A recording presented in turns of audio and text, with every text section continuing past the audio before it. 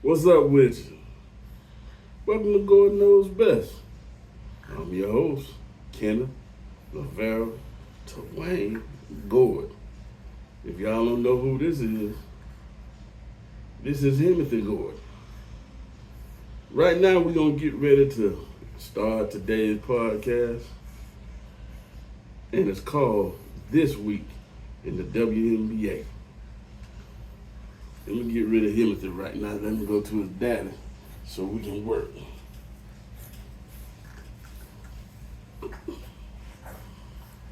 Starting today and every Wednesday, we're going to talk about the WNBA.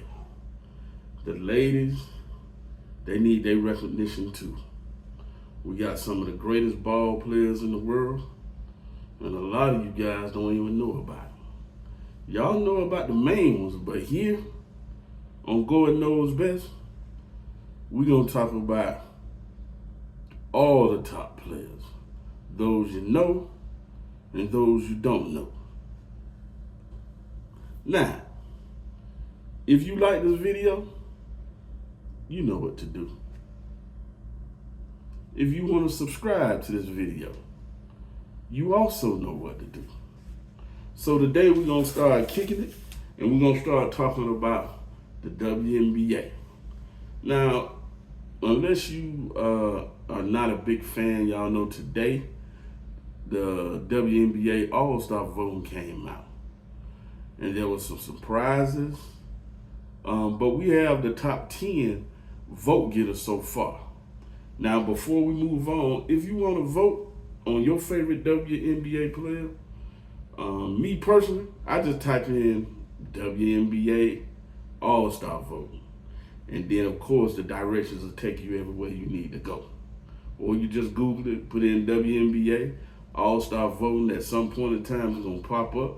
And then just vote for your favorite player or players, because you don't just vote for one. Now, let's get it.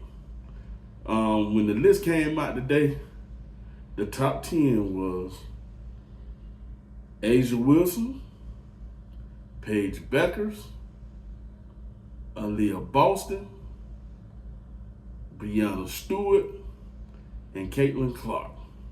And I'm gonna be honest with you, that top 5 don't surprise me. To be honest with you, just where they're placed in the top 5. If you would have asked me before the voting started, I definitely would have said Caitlin Clark would be number 1. Asia Wilson probably would be 2. Angel Reese would be in that top 5. But the fans are basically telling you it's not just about 1 or 2 people in the league. They are actually looking at the players, the ones that deserve it. At the same time, it's still the same ones. They're just in a different order. So once again, Asia Wilson, number 1 so far in voting. Paige Beckers, number 2. Aaliyah Boston, number 3. Breanna Stewart, number 4. And Caitlin Clark, number 5. And I'm real surprised that Aaliyah Boston is ahead of Caitlin Clark. Now let's round out that top 10. Jessica Shepard, which we'll talk about more later on in this video. Angel Reese is number 7. Gabby Williams is number 8. Olivia Miles, the sensational rookie, she's number 9. And also another Indiana player, Kelsey Mitchell, is number 10. So those are your top 10 vote getters so far in the WNBA All-Star balloting. Please get out and vote for who you think should be in the top 10. Now, in this version, the Gord's WNBA video of the week, we're going to talk about coaches. We're going to talk about strategists. The main thing is we're not going to have no situation where we're going to be biased towards other players and other teams. Do I have my favorite team? Yes. I'm going to make it known who's my favorite team. I'm going to make it known why they're my favorite team. But if they not playing well, I'm going to tell you. If the players are not playing well, I'm going to tell you. I'm not going to be one of these ones to blame the coaches, to blame the WNBA, to blame everybody else except the player. I'm going to be just as hard on the players as I am on coaches and anybody else. So, with that being said, we know who the top 10 vote getters are. Now, let's talk about going top 5. Now, my top 5 as far as the top teams in the league right now is not based on what the standings is saying. It's not based on what other podcasters and sport analysts are saying. These are my top 5 WNBA teams right now. Now, in the comments below, put your top 5. You let me know who you think. Number 1, I got Minnesota Lynx. Olivia Miles, the rookie sensation, is having a hell of a season.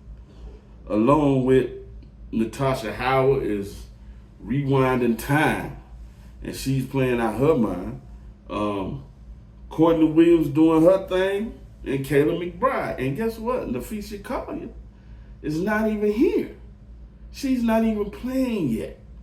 So when those guys come together, and those guys that are sitting on the bench and getting playing time and getting acclimated to the system, they're gonna even be better. Now, I didn't say they're gonna win the championship.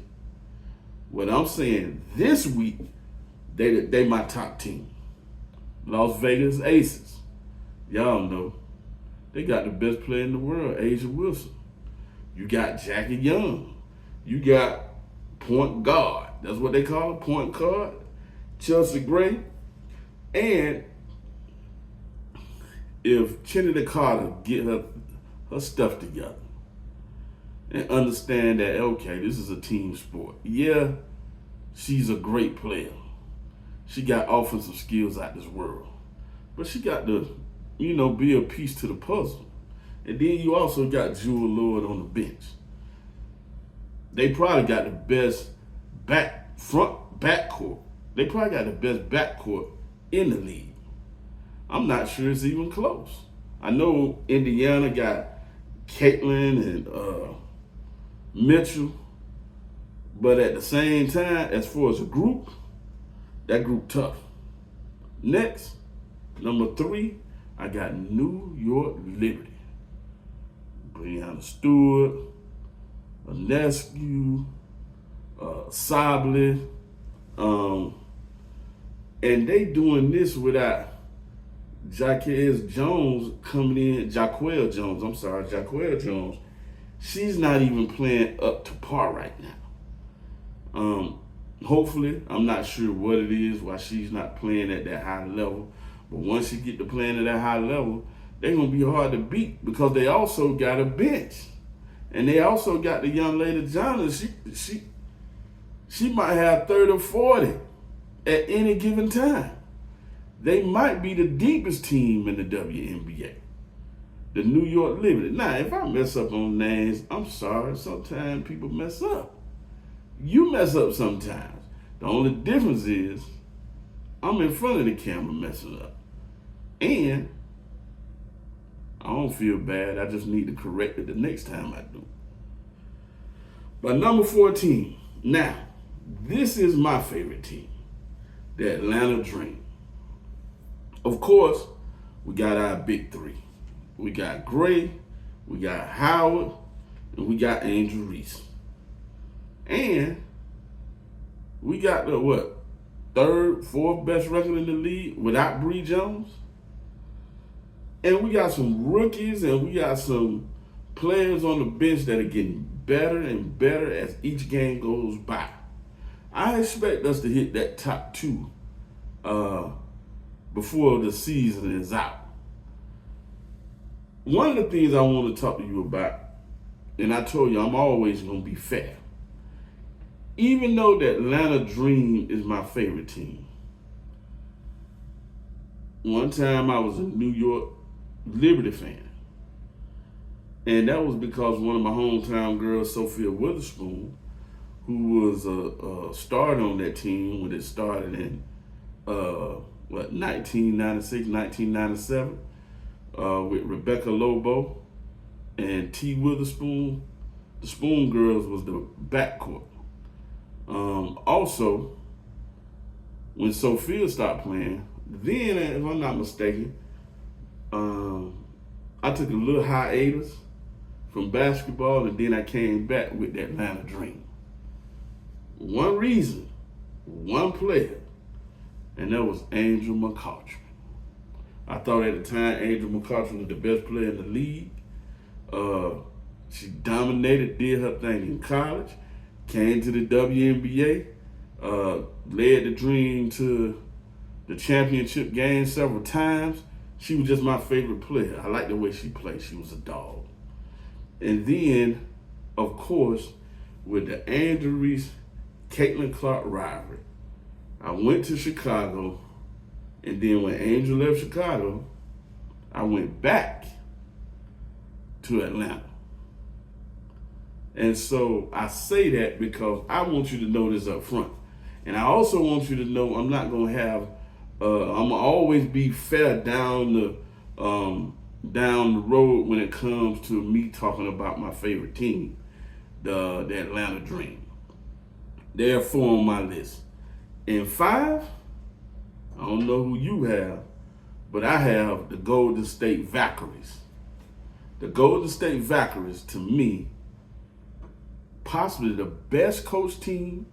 They run their system. They know what they're going to do. Led by Gabby Williams and Kayla Thornton and Veronica Burton. They know what they're going to do. Great coaching. I think Coach Natalie is probably one of the best in the league. She get everything she can get from her players. That's my top 5 teams. I know we got Plum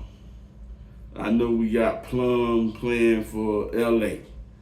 I know I didn't say Caitlin Clark them in my top 5, even though they got 3 All-Stars in the top 10.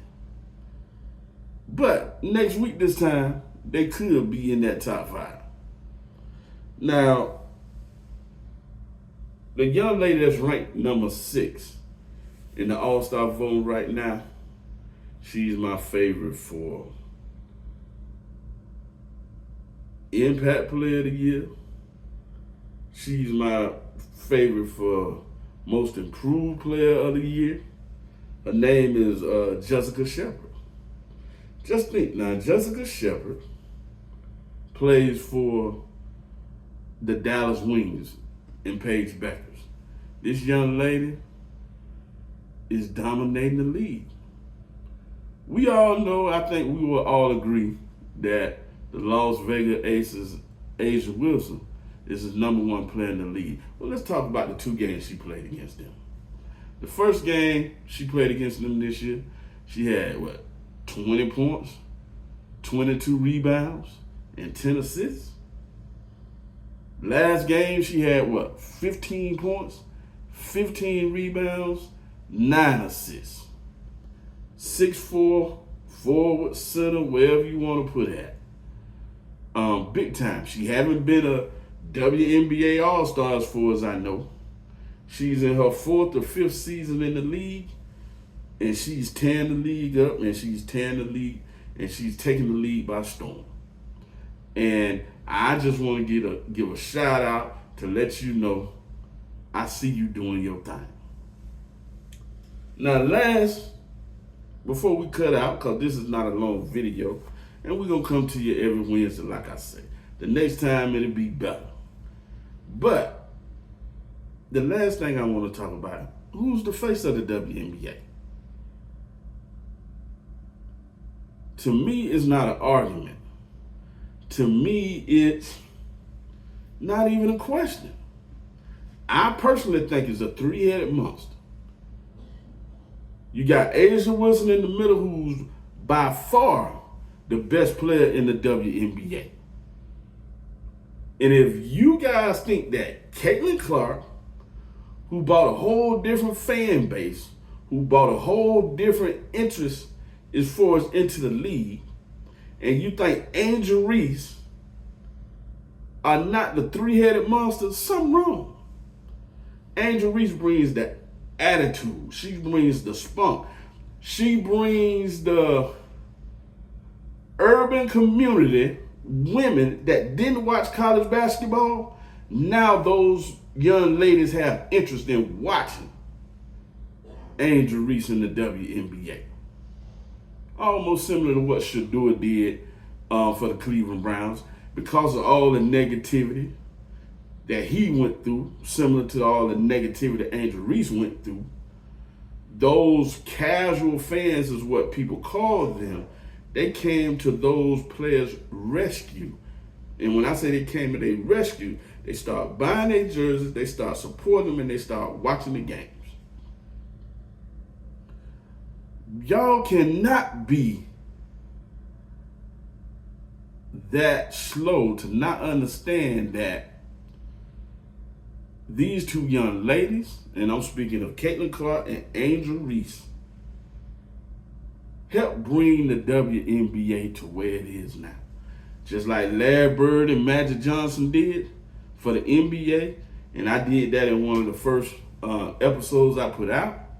It's the same thing they doing. We're not talking about their game. We already know A'ja Wilson is the best player in the league. But those two are the most important faces in the league. And if you disagree, make sure you write that in the comment, because I would really need to know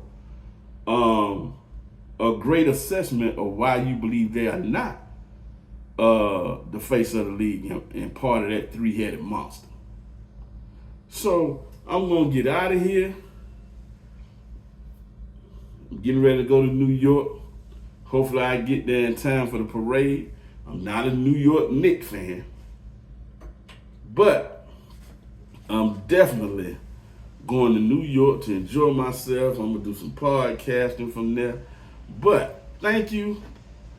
And that's all for this week in Gordon's WNBA. We out.